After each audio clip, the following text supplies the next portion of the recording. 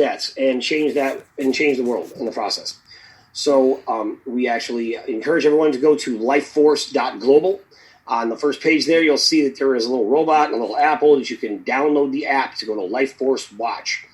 And once inside, you become a member, and in there is a community, much like a Facebook community, but without all the agency interference, censorship, and basically data harvesting. It's a community of doers, and there's all types of groups in there. So we encourage the assemblies to come in on board. And if you are in there, I do expect that you should be a member of an assembly, because the assemblies are a key, intricate role in the next part of the massive changes that we are about to go through in the world. And the assemblies really represent the self-governing of the people. So for all those who claim to be sovereign, we would encourage you to be a part of that so that we can connect with you directly. And you can have that opportunity to work with other people in your area, in your state, in your country, in your region. You don't necessarily have to call it an assembly. You know, on a county level, that's a committee of safety. And other countries, you might call it, Squadron B. It doesn't really matter. At the end of the day, the point is for you to come together and unite as a people. I know that there is some bad reputation out there because of other assemblies that have tried to do this before us.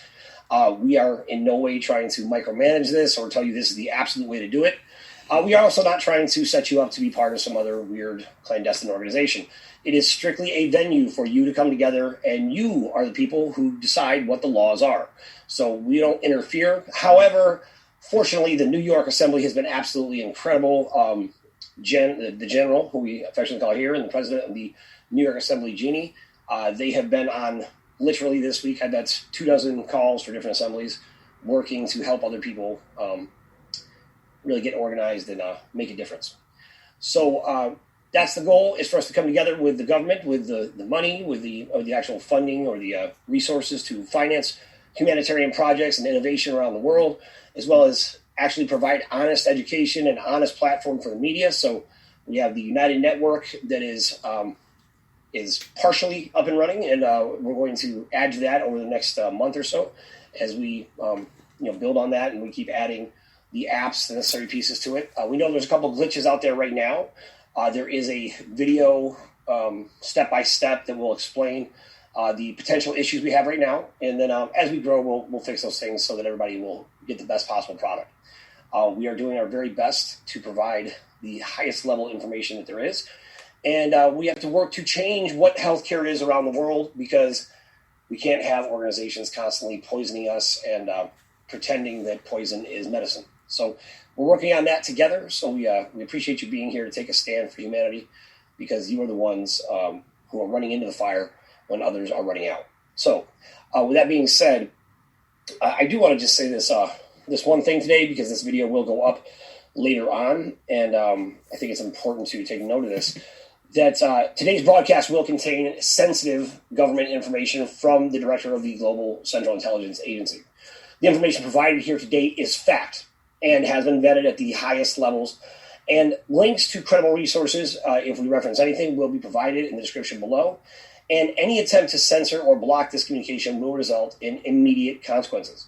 The content is essential to government personnel at all levels. Now, we are going to provide some information directly from the director, because there's some things that went out that we want to make sure people are aware of, because oftentimes you have gatekeepers at the top who don't tell people below them what's going on. So we want to make sure that everyone knows. And that's very, very important for everyone to realize, that when we say immediate consequences, if you want an example of what that looks like, you can inquire into the Chinese military, who were all along the border and in battleships down the Panama Canal, as well as, I believe, battleships in Antigua and the Bahamas that miraculously disappeared overnight. So if you want any information, you can reach out to contact them about what enforcement looks like. Okay, with that being said, is Tom Melville ready to go? I will jump him on here first before the assemblies, if he's ready to go.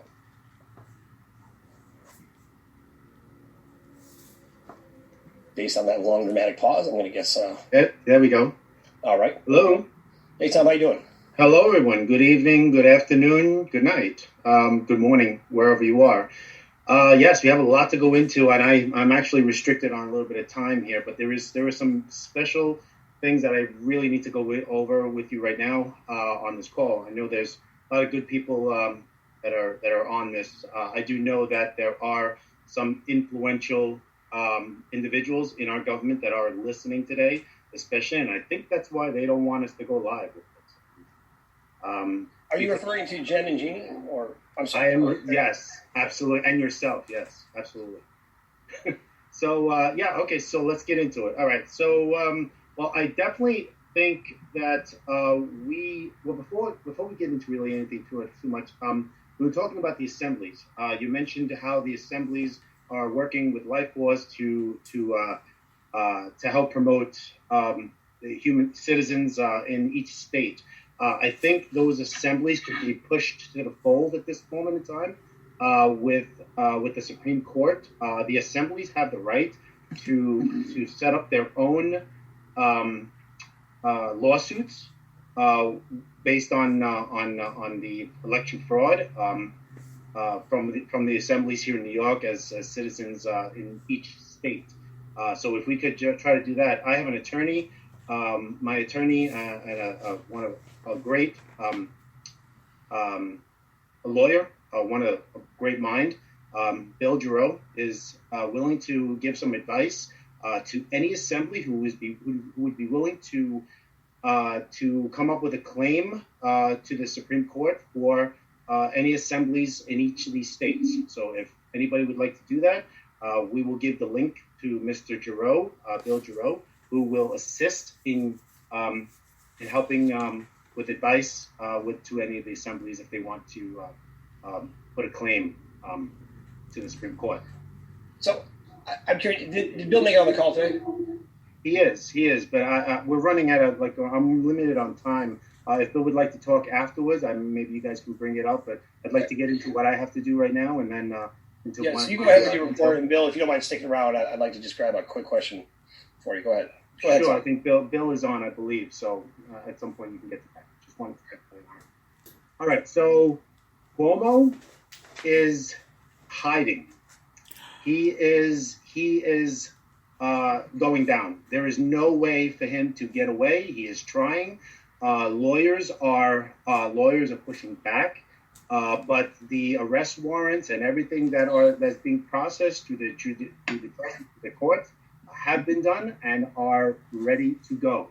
So obviously, there's bureaucratic nonsense that is happening right now with trying to get him perp walked down the street because he has committed so many crimes that are on the record, and there is no way for him to get around it. He's just buying a little bit of time at the moment, but there is no way that he's going to get away with what he's done to New Yorkers.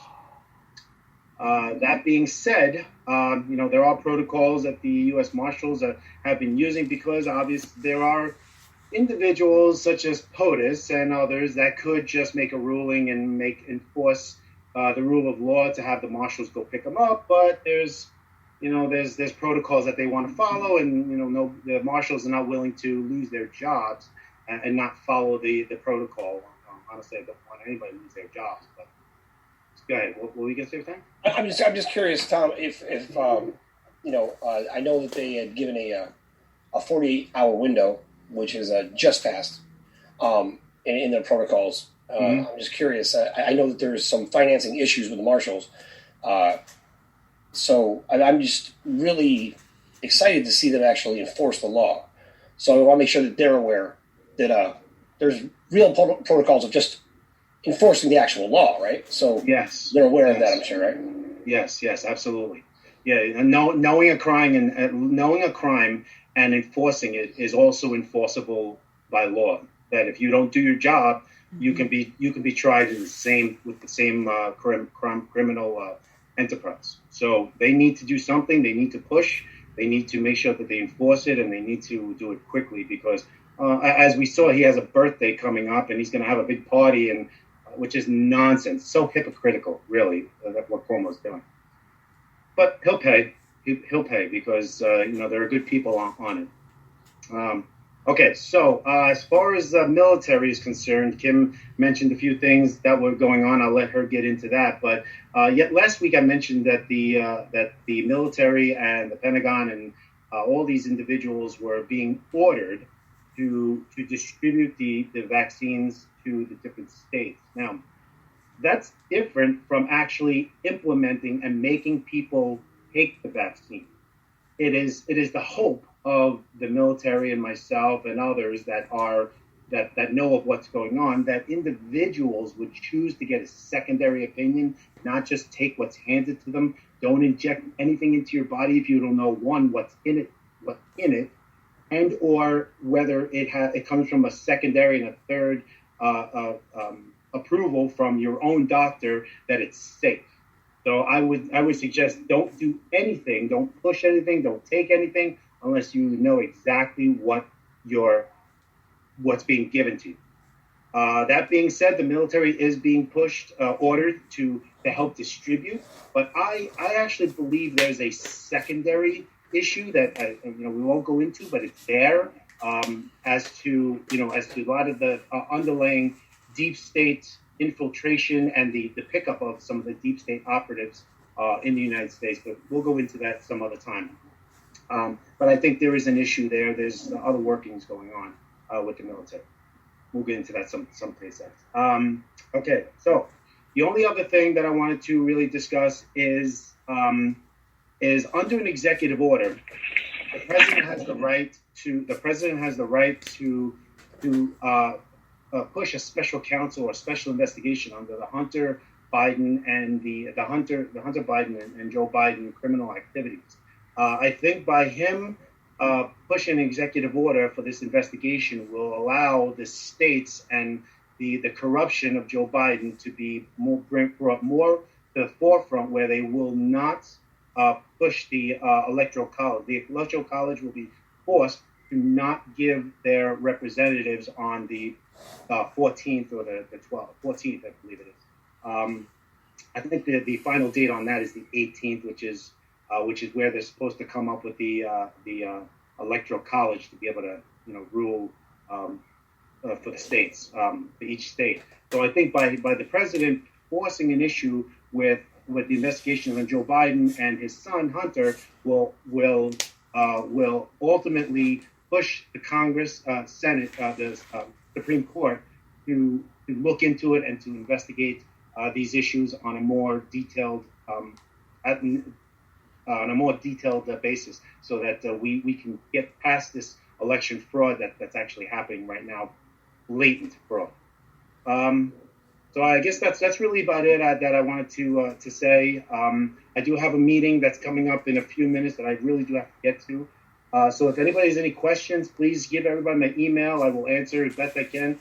I will be starting to initiate more activity with the New York Assembly, because I do belong to the New York Assembly.